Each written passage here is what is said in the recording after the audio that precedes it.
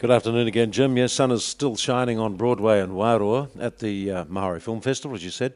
Second year, and it's growing. A lot of interest. There's a profile of the works of Barclay, pioneer filmmaker in this country, the 2004 Arts Laureate of the Arts Foundation of New Zealand, and a lot of other things besides. And Barry's been here since kick-off and welcome last night at Nuhaka. Fair enough, I think, to call you a pioneering Maori filmmaker, Barry. Is that fair? Well, I wince at the word. There are heaps of other pioneers, and they crop up regularly every half decade. But I've been lucky to be at some of the key point things that have happened, like Tangata Whenua series getting with Michael King getting the Maori perhaps in force on the screen for the first time. So I've lucked myself. I've been around. I've enjoyed that sort of those landmarks of which I was a part, I guess. Why did you get into making film about or with Maori? Well, it came through Michael King. He came down, he'd just written the roughs of his, proofs of his book at Moko, as it was called, and they brought that to Pacific Films, and John O'Shea, I was working there, and John got Mike and I together, and that's where we formally got into it. Tell us about yourself a bit, of Caucasian and Maori descent. Yes, my father's side is Scottish, and my mother's side was a mix of Danish, French, and Ngāti Apa. Okay. And I where did you call myself a full-blood just to confuse the identity people. So where did you grow up, Barry? Grew up in Wairarapa, and began work there with a film company, Visicon Films. So I learnt my early trade as a cameraman and lighting cameraman there, and then moved to Pacific Films in Wellington. And tell us about some of those docos. I mean, there was one about energy conservation, wasn't there? That was in the early days. Perhaps way ahead of its time. There was one that went to the Tehran Film Festival done for Pink Bats, which was all in masks. And it had Jane Campion in a mask, believe it or not. She was a beautiful 17-year-old then. She had a mask on. And yes, it was the days when Pacific Films and one or two others were able to break the general pattern of in-house TV documentaries. So one or two, Mike Scott-Smith and others, were commissioned outside, and we had an amazing producer in John. And a few like Tony Williams around, so it was possible to get a bit more experimental, including working with Maori. And then a documentary on Indira Gandhi. That must have. What was that like making that? Back in 1976, wasn't it? Well, it's a huge experience for me. I couldn't leave the hotel for 3 days. My first time overseas, apart from Australia. Yes. It was the whole of Asia and medieval world coming at me. Well, it was really Darren E. Shanahan's vision, so I was very much the technician on that. But it was a terrific challenge trying to capture that in a country in turmoil at that time with the emergency and not many camera crews at all getting into India. So how on earth did you become interested in all those other things that you did? Plant genetic resources for the film The Neglected Miracle? Took a long time, took a lot of your life, that one, didn't it? 7 or 8 years or something? Yes, that was my, well, I was doing OE and I stumbled across a couple of things in Sri Lanka. There was this was after the Indira Gandhi film. I did OE late, and that was my introduction to big development projects in poor countries. And then I moved to Europe, and I cottoned on. There was activists were working on this business of where do plants come from and who owns the gene, and how is it being locked up and by big companies and just patent systems and so on. So it was a huge education curve for a little boy from Wairarapa. A touchy subject. Do you enjoy getting involved in those kind of stories? I love one-off, complex, layered sort of topics that touch on everything from identity to global governance and that sort of thing. Yeah, community. You got quite a reaction to that film, I remember. In 1985, wasn't it? Quite a controversial film. It was. In fact, it was suppressed, basically. Yeah. The big companies and PBS, they turned out a look-alike film, and ours was gone before lunch, is it? What they say these days? Gone before lunchtime. But you were, in fact, the first Maori director to make a dramatic feature film, Ngāti, which a lot of people here are looking forward to seeing your works over the weekend, but this one is kicking off tonight here at the Gaiety Theatre. Tell us a bit about making it.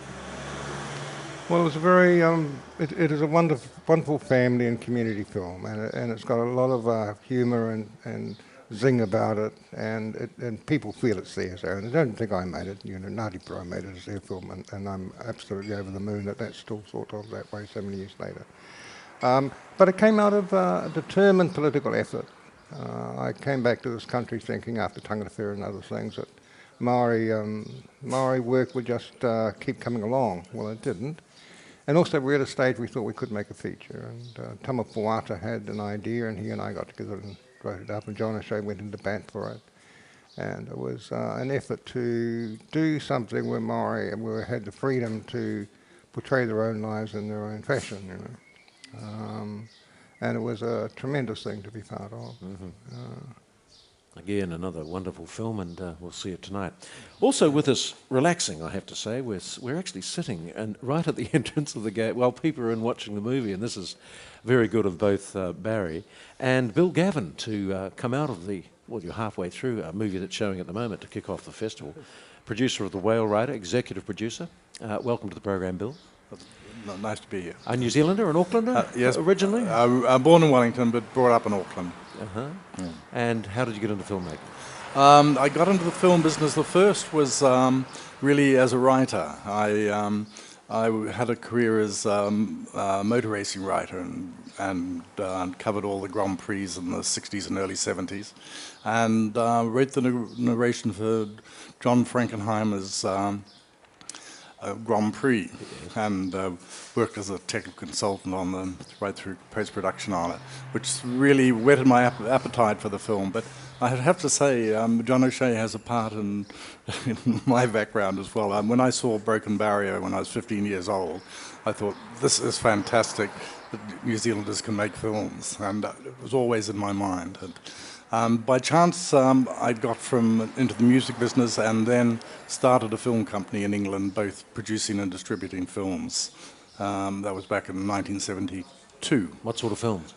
We originally made films with, dare I mention it, Gary Glitter who was one of our macs in the music business, and then films with some of our other acts, and then we started acquiring films. We had a Robert Aldrich film, Lena Wertmuller film. I distributed Picnic at Hanging Rock in Australia. Yeah. I'm sorry, I distributed Picnic at Hanging Rock in Britain. In Britain, yes. Yeah. What's it like coming back to the East Coast? Because you were here while working on the wonderful Whale Rider at Whangaraa, and since then the world has become a different place for you, no doubt. Well, in my role I didn't spend much time here, but I've spent, I've done a number of trips down this East Coast, and it's the least known part of New Zealand in a funny way, and it's a very, very special place. Mm-hmm. With its own climate, which nobody ever seems to mention. Well, I have several times today. We're in the warmth today, and we're thoroughly enjoying it.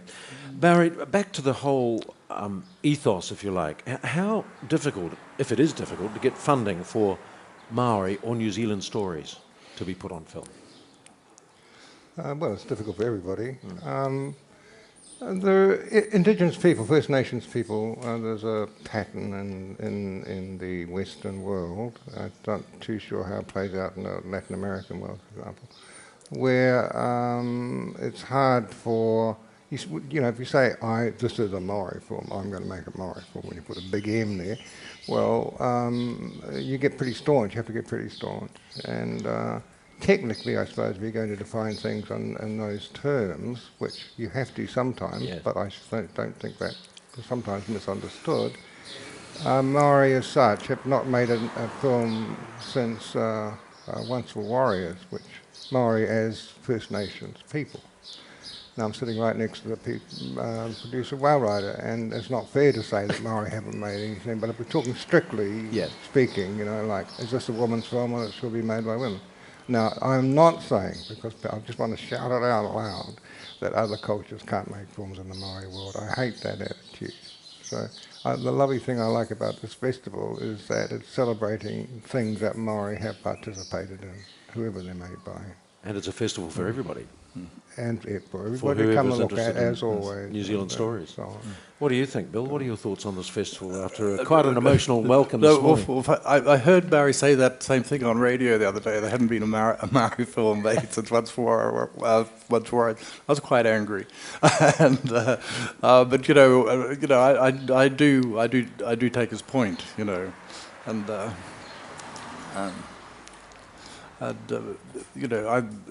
I think stories should be told, by whoever, And I do too. Yeah. Yes. But I think all peoples have a right to tell about their own culture in their own way. Maori are denied that. The Sioux Indian are denied that. The Lakota are denied that. What was it like working on the Chatham Island story, Feathers of Peace, based on the Moriori people? Well, it's complex and it's very hard to know. See, I think the lovely thing about the kind of films I've been able to make, they kind of unseat you a wee bit of smug idea about what film is actually, what the heck you're doing when you take a camera in your hands, huh? And it's part community with something like at Whangarā and Wellrider, in the Chathams, it's right in the edge of their history. Is it really their history and the terrible things that happened there, or is it really about the arrogance of central government in Wellington and our participation in that? I would say the latter. And just what role we're playing, raising all that stuff, it makes you think. And I don't know words for it sometimes in English. Mm-hmm. In Maori there's a word, poropo aki, to cry for things past and then look to the future. Now Western cinema does not quite have those terms that way, that can neatly express. So how do I, it was beautiful to be part of a poropo aki for those times, for those people. And then to be part of a reconstruction for the future. What do you think now when you look at... do you see something different in Ngāti each time you see it? Well, I think, there again, Ngāti's, I think, it's very much a community film and that there's a bit for everybody. You can re-celebrate what you really did, It's kind of more like a happening than a proper film. I think it's not a bad proper film, it's won awards and things. But that sense of wow, it's like having a gig in town. It's our world there. Well, you've got a few gigs in town this weekend, Barry. You've got you've got Te Rua, you've got the Kaipara Affair, the Feathers of Peace, and it's a tribute to your filmmaking. And congratulations, and Sure. have a great festival. Yeah. And what are you working on now? Just before you go, you got still making films, still writing? Well, I'm largely writing, but we are developing a project in WMFF where the local hafu are able to use the camera and store the images and re-edit them themselves, this generation, next generation, tomorrow week, if they wish. So it's quite revolutionary Right. use of the camera, where you do a story, but you don't actually cut it yourself. And what about yourself, Bill? What are you doing? I'm resting, but no, I have a couple of films in mind. I'd like to make a couple more Maori films. Why is that? I think, the truth is, my background in the film business has very much been a distributor and marketing, really. And the aspect that the rest of the world is most interested in New Zealand is the Maori culture. You take that culture away, it could be anywhere. Been such a large presence in New Zealand filmmaking. Thank you both for talking about it. Have a great festival. Back to the movies. And I appreciate your time. Thank you, Bill. Fine, thank you. Bill Gavin, executive producer of Whale Rider, and Barry Barclay has been with us as well on the program. And Barry's retrospective is quite a focus of this Maori Film Festival. We're out on the street in Wairoa. It's still warm. People are waving. And people are enjoying themselves, and they're turning up for different films that are running. They're running also at Takitimu Marae right throughout until Monday, and we'll talk about that a little later on. With me now is the Mayor of the District, Les Probert. Thank you very much for having us in Wairoa, first of all, Les. Good to be here. And good to have you on national radio. We don't get the chance to talk from Wairoa, and we're glad we're here. So, a profile of the district. Boy, it's been through some hard times, some good times, some bad times, hasn't it? It has really, and 25 years ago I think things were quite different, and then we struck a decline, and for various reasons our reputation suffered and so forth, but probably it's not too great an exaggeration to say that we're looking at a renaissance of Wairoa with the things that are happening here. A profile was prepared, what, about 11, 12 years ago? The District Council's plan to know what the town's position was and where you needed to go for a better future. Yes. Did some of that work, or did most of it work? Oh, it's working, and it's a slow process, of course. You can't just turn a number of years of decline around in a couple of years. Yeah. And that's the problem, of course, with local body work. You've only got a 3 years contract. Yes. And I've been fortunate to be here for a bit longer than that. That was when the development task force was set up, wasn't it? That work is still underway today. Yes, that's a regional body, and I'm involved in that. But the main work, as I see it, and being parochial, is here in Wairoa. What do you mean by that? Well, we're attracting industry. We're trying to make the place more attractive. We're training young people, and there's a whole host of things happening. And this coming year, we're employing a district development officer to focus on things and promote Wairoa outside of Wairoa. Okay. We'll come to that in a moment, because the community has laboured under a number of negative factors, hasn't it? Oh, yes, for some time. And a lot of New Zealanders will know that. Is there much white flight, or is there much brown flight from Wairoa? I don't think so. I think we talk about the proportion of Maori to Pākehā here, and we say 60% and 40%, but it's not 60% here and 40% there. Very few families in Wairoa don't have relations or in-laws or daughter and son-in-laws that are involved in the Maori world. And so we're pretty well a cosmopolitan population. A lot of trouble with gangs in the past. There have been, but they've been greatly exaggerated. Of course, there have been incidents the same as there have been incidents in other areas. But the gangs mainly here fight amongst themselves, and recently it's been very quiet, and we're working steadily on it behind the scenes, and the police are too. Is there a higher number of one-parent families in Wairoa if you look around the nation and compare it to other centres? I wouldn't really know. There's certainly quite a lot. I meet a lot of people that are one-parent households, particularly women with one child and so forth. But I don't know if it's any worse than any other town. Yeah. What about declining population or a decrease in the younger population? Yes, there is a decrease there, and we're hoping to turn that around, of course, and once again, it's a slow process. But there has been a gradual decline. There's no use hiding the fact, but we believe that by promoting the town, there's only about 21, 22 unemployed people in Wairoa now. There's more jobs than people available to fill them, and that's become a problem, which is interesting.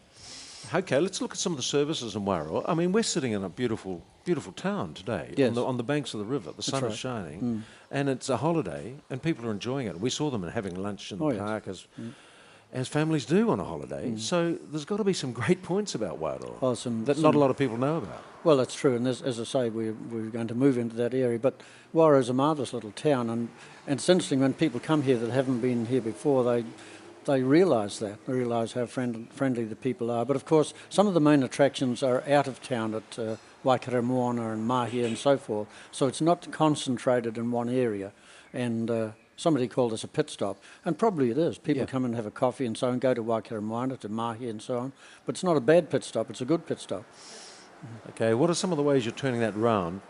To attract or to hold your younger people, or to attract others into the region? Well, first of all, you have to create more employment. In the past, unemployment's been a big problem, and young people have gone away to find jobs outside. So we're turning the the unemployment situation around, and we've got a burgeoning timber industry, and we're trying to attract smaller industries, and we're finding a lot of people coming back here to live and bringing skills with them.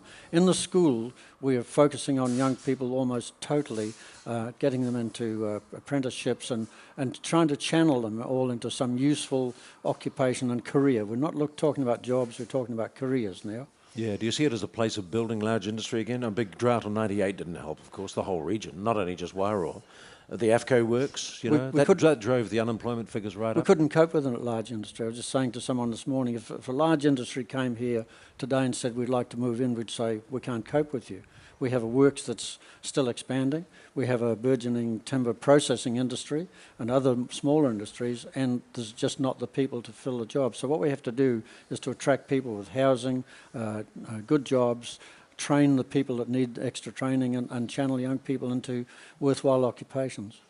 What about leisure activities and this beautiful environment? Is it underdeveloped in regard to possible tourist potential, Les? Do you Oh, think? I'm absolutely sure it is. So how do you turn that around? Once again, there are people attempting to do that, and a lot of Maori people are looking to tourism now, and we have the information centre who's active in that area, but it certainly needs a greater effort in that area, and it is happening, and it's going to happen. It will increase. Build on what it already has? Agriculture, horticulture? Well, the tourism thing, I was talking to someone a while ago and they were talking about educational tourism. People coming through, instead of going bungee jumping and so forth, they want to learn about places like Wairoa, learn about what the people are doing and what's happening, and join in the activities that are here. Yeah. So it's still a lot of challenges, and every community's got it. Wairoa is not on its own in that regard, is it? I mean, it does need a few jobs. Can a community generate its own power and be proactive about the things it needs? Oh, I'm absolutely sure. It's happening now. As I say, there's only 21, according to my figures, there's 21 unemployed, and we have probably 100 or more jobs coming to the fore within the next year or 18 months. So we have to train people, we have to retrain people, we have to train young people, and we have to attract people to come and live here, and this is what we will be focusing on. What about this whole festival? I mean, this is. Do you see this as a kind of a tourist venture, as well as a chance to celebrate our own indigenous filmmaking? Yes, I think once it becomes more widely known, but it's a self-awareness thing too. It's purely a Wairoa enterprise, a Wairoa effort, and bringing people in from the outside. But it's a self-awareness thing for people to realise how good Wairoa is, what talent is here, and what talent Maori people have, and that's happening also. Just before you go, properties on the I'm talking about prices of houses. It's always a good way to judge a community, I suppose, by the price of real estate. What are the properties doing here and businesses? They're rising very rapidly, of course, and you can no longer come to Wairoa and buy a house for $40,000, which you were 2 or 3 years ago. And if you go out to Mahia, for instance, you're looking at expensive homes and expensive sections. It's a two-edged sword, though. It's a two-edged sword. But hopefully it will settle down, and but certainly the value of people's properties has increased. We had the values the other day for the district, and the district is worth over $2 billion now, 2-point-something billion dollars, not counting the value of 60,000 hectares of standing pine trees, which is a huge resource for us. When are you going to do something about the road from here to Napier? Well, we're working on that. And how many times do you get asked that? Yes, yeah. No, that's one of the bugbears, and so we're pressuring the people that need pressuring, and we hope to have it to keep twisting arms. Yeah. Yes, keep twisting arms. And you're doing that. Whose arms are you twisting? We're twisting transit, we're twisting Transfund, we're twisting every politician that comes here and say, don't come here until you can see our road improved. And so we're putting a lot of pressure on them, and it's gradually improving. And within 5 years, we're told the two gorges will be bridged, or the Matahora gorge will be bridged, and make it easier for people to get here. This district has a strong sense of identity and history, doesn't it? Yes, amazing. That's possibly another potential for all sorts of things. Of course it is. Maybe filmmaking, maybe just capitalising on what's already been started here. I'm sure that this district has enormous resources that are unrealised. It's got enormous potential, and the trick is to turn it around. And we're focusing, from the council, a group of us are focusing on economic development. We've got other people dealing with potholes and things, but economic development of Wairoa is the key. And you can get investment into the district, you think? Yes. Through that? It's coming in. It's coming in. Okay. There's a $6 million process going on just out of town now. It's just starting. What's that? That's a part of the timber industry, the drying part of it. And there's jobs there. So that's $6 million coming into town shortly. All right.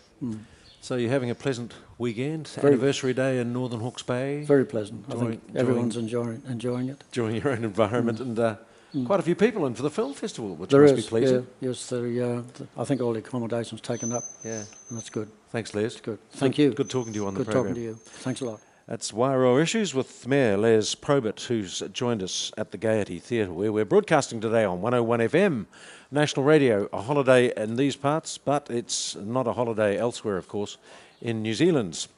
Well, it's a pleasure now to talk about more movies at Takitimu Marae on Sunday. The feature is Mana Wairoa. To tell us about this selection of historic short films is Jane Paul, National Programs Manager at the Film Archive. Hi, Jane. Kia ora. Is this an annual festival event now, revealing our past through these sort of homemade films? Absolutely. Yeah, I mean, the Film Archive supported the Māori Film Festival last year, and we're delighted to be involved again. The Mana Wairoa program is made up of largely of films made by a man called James Osler, Yes. who set up the bakery here in Wairoa. In Well-known bakery.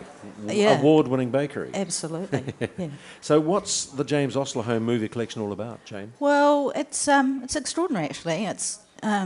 He started making films in the 1930s here, and continued probably into the mid-50s, and they concentrate on the life of the community of what was happening, but also films of his family and overseas trips and such like, and all 16 mil.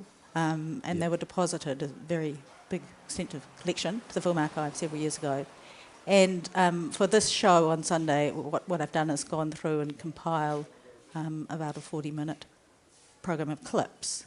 And some of them they're obviously very important occasions, but the information on exactly who's in them and where they were has been lost. And part of the point of bringing it back is to show it to the people from here.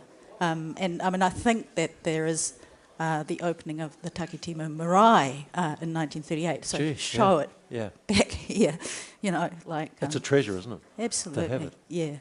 yeah, and it will be accompanied by Tama Karana, who's a very fine silent movie pianist who's coming down from Auckland. He's just returned from the Silent Film Festival in Italy, so off one plane on to another. From Italy to Wairoa, Yeah. it's a long way, but we've got another visitor I'm going to talk to in a moment who's come a long way too to talk about his movie making.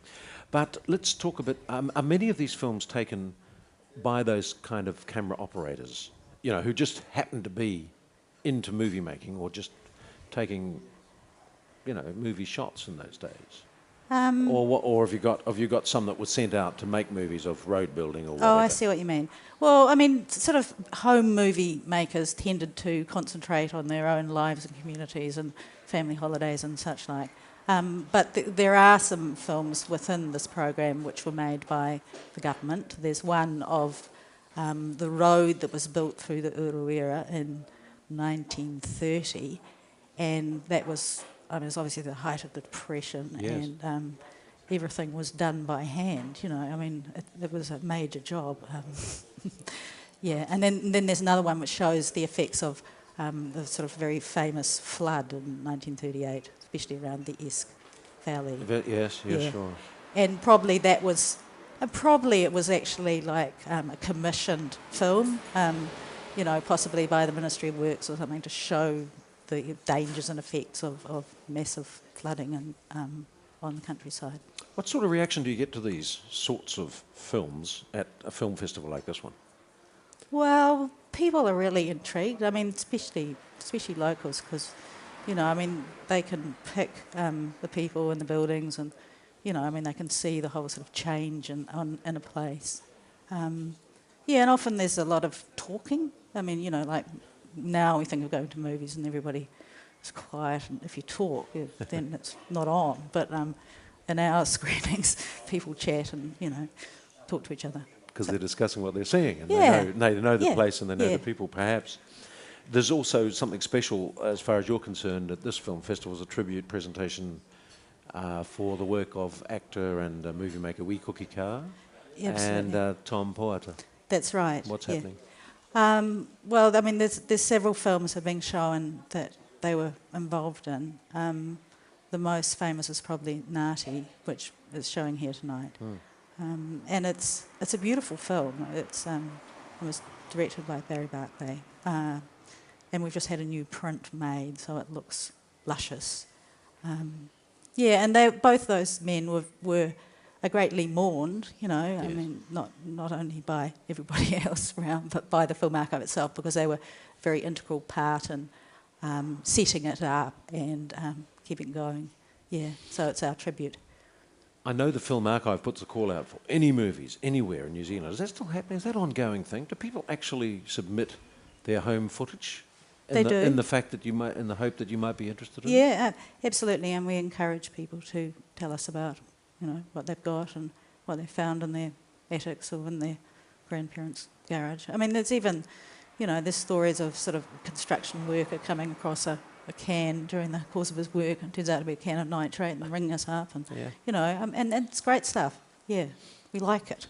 Any highlights for you at this film festival? There's something like 60 films to see over the next 3 days. Oh, I'm just looking forward to it hugely. Taking it all in. Yeah. Going to as much as you can. Thanks for your time. Thank you. Jane Paul, National Programs Manager at the Film Archive, very much a large part of this film festival with archival footage.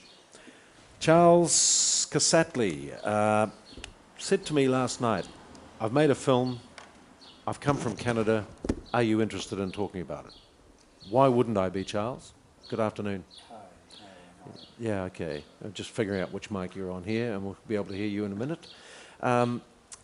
What are you doing here? This is come a long way from home. I know. I was so privileged to hear from Leo and the committee that they accepted my documentary, Finding My Way, and I said to myself, it's a great privilege and honor to, first of all, to come and present the film and be here with it. By the way, it's a world premiere tomorrow at 10 a.m. Tell us about the film, Finding My Way. Well, I immigrated to Canada 1984 and from Beirut, Lebanon. I'm Lebanese originally. Yes.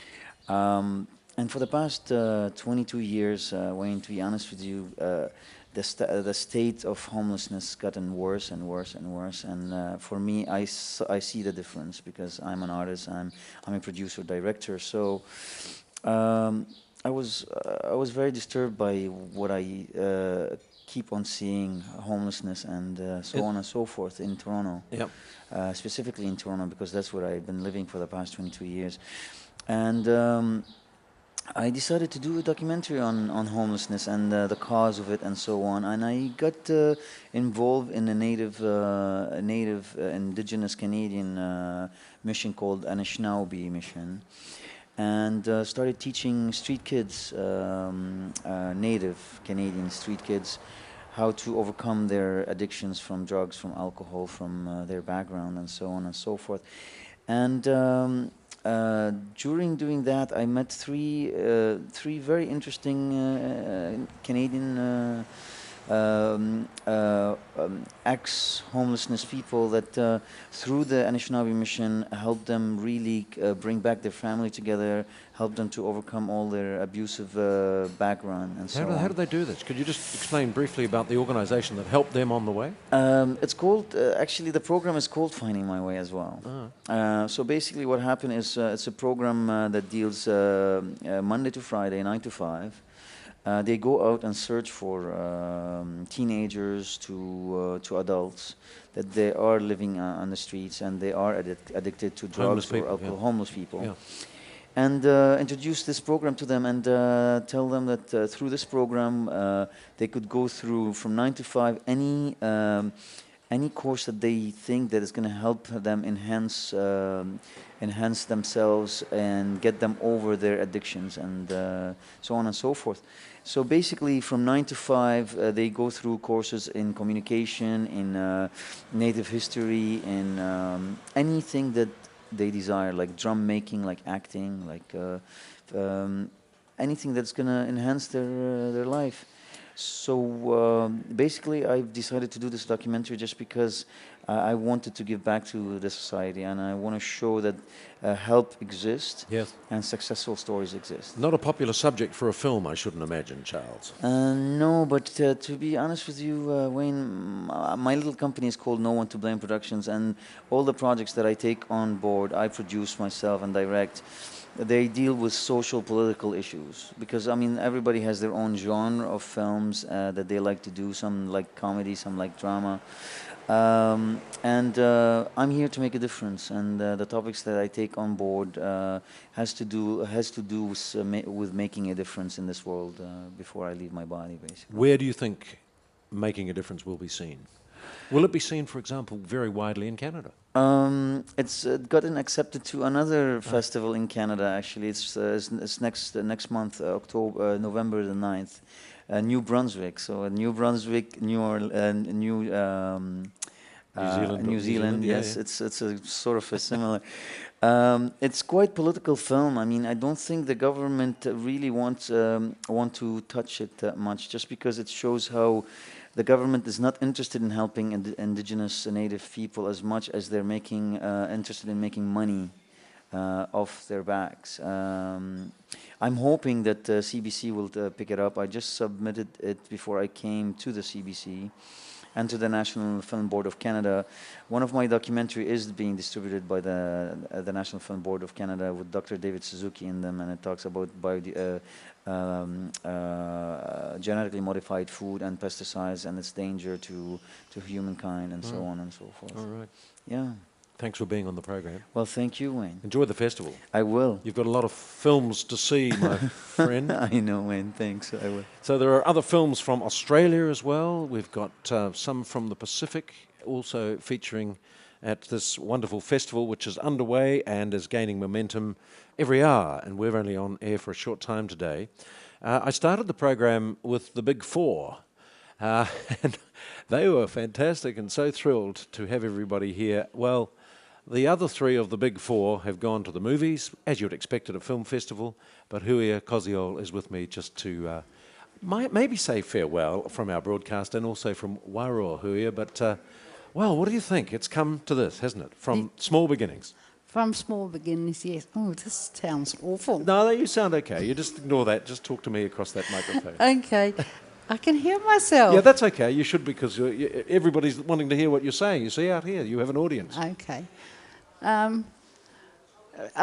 We started off, we were a little bit slow to start off over at the Poheri because we were waiting for Leo to come back with Dame Georgina Kirby. Mm-hmm. She's one of our special patrons, and he'd had to go up to Gisborne to pick her up. Now, she's already left to go back to Auckland again. She flew in this morning and she flew back again, so that was wonderful to have her.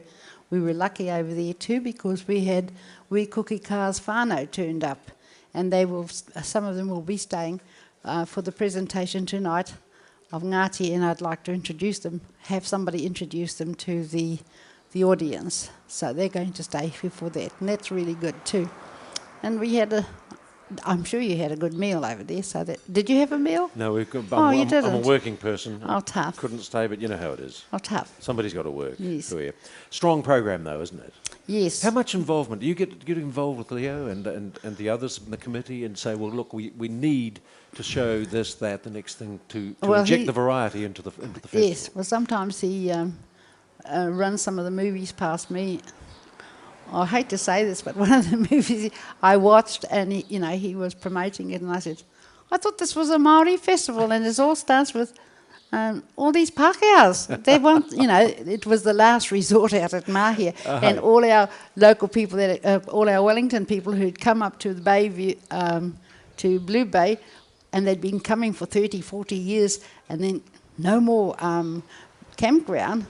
And they were all having a moan. I said, this is supposed to be a Māori film festival. But it was. It came right, and all the Māoris, it evolved around that whole thing, because that was a special place out at Blue Bay. And that's what it was said, wasn't it? You started something, and you said, you start something that people are interested in, they will come, and they have come. And they have come. And here they are today in Wairoa, at the Gaiety Theatre, also at the Taki Timu Marae. Yes.